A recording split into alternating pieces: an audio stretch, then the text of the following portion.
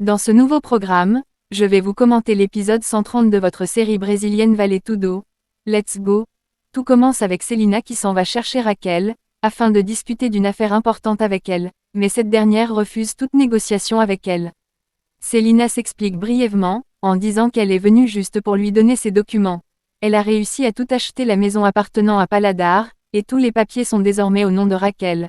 Poliana décide de les prendre pour vérifier si c'est vrai. Celina fait comprendre à Raquel qu'elle n'est pas en train d'acheter son pardon avec ses papiers, vu tout ce qu'elle a fait. Mais elle veut juste compenser les dégâts qu'elle lui ait causés. Avoir un bureau sûr, et un toit pour la couvrir, est déjà un bon début pour tout business. Et elle sait que tous les deux sont pleins de talent. Poliana finit de lire les documents, mais ressent un petit doute au fond de lui. Raquel veut savoir ce qu'il en pense de ça. Après tout ce que Celina a fait, sa vie n'a pas du tout changé. Elle continue de vivre où elle était.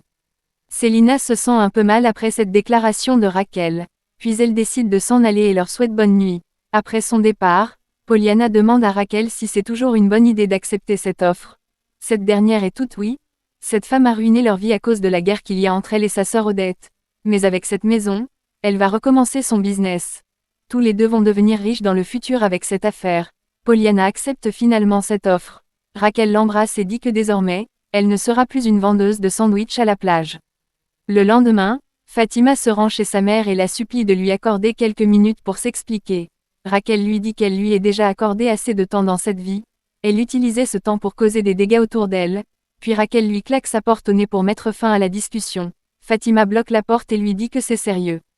Raquel finit par accepter et la laisse entrer. Fatima entre chez sa mère avec honte, puis elle commence en disant que Afonso l'a mise à la porte. Mais Raquel lui fait comprendre qu'Afonso a eu toutes les raisons de le faire. Fatima continue en disant que César l'a aussi abandonnée. Cette dernière lui rappelle ses mots quand elle disait que César était un homme fiable. Fatima reconnaît son erreur. Elle sait aussi qu'elle a fait beaucoup de mal à Raquel. Mais elle reste sa fille. Et là, Raquel devient furieuse en disant que c'est maintenant que cette pauvre fille se souvient qu'elle a une mère. Quand elle l'avait laissée sans abri, elle l'avait abandonnée à la rue, elle avait même volé dans sa maison. Elle l'avait même éloignée d'Ivan. Quand elle faisait tout cela, elle ne se souvenait pas qu'elle était sa fille. Fatima joue sa dernière carte en disant que le bébé qu'elle porte dans son ventre est son petit-fils. Peu importe qui est le père, qu'elle sache qu'elle a un petit-fils qui arrive. Raquel comprend par là que cette fille utilise son bébé qui n'est même pas encore né pour lui faire du chantage émotionnel. Quelle horreur! Elle n'a même pas honte de faire une telle chose. Fatima a vraiment perdu sa dignité. Qu'elle s'en va parler au propriétaire. Elle suppose que les deux sont de bons amis. Elle pourra l'aider à s'en sortir. Maria Fatima lui répond en disant que Odette lui a également tourné le dos. Désormais César est avec Odette. Raquel comprend mieux maintenant le pourquoi il était avec Odette dans la voiture l'autre jour.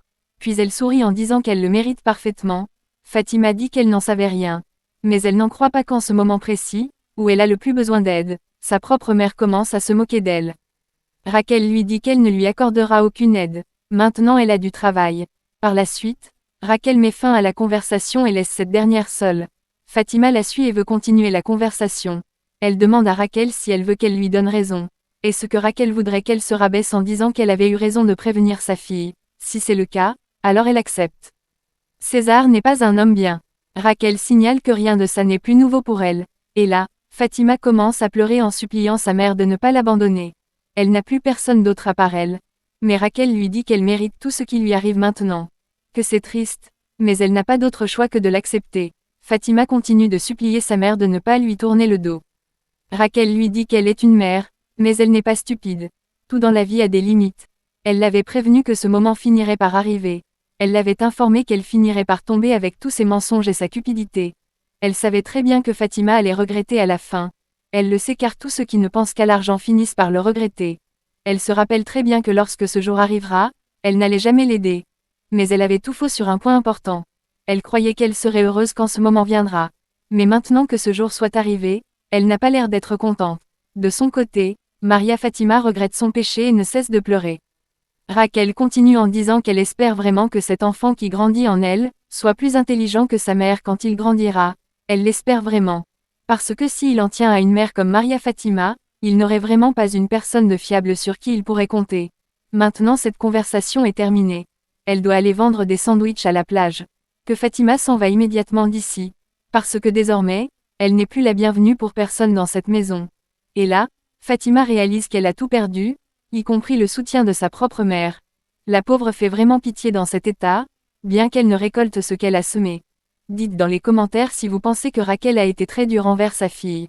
De son côté, Afonso s'est rendu à l'hôpital, et le docteur lui a présenté les résultats des tests pour confirmer qu'il est malade. Solange ne comprend pas comment il est malade, et pourtant il a toujours contrôlé son alimentation, son activité sportive. Elle croit que ces résultats peuvent avoir une erreur quelque part.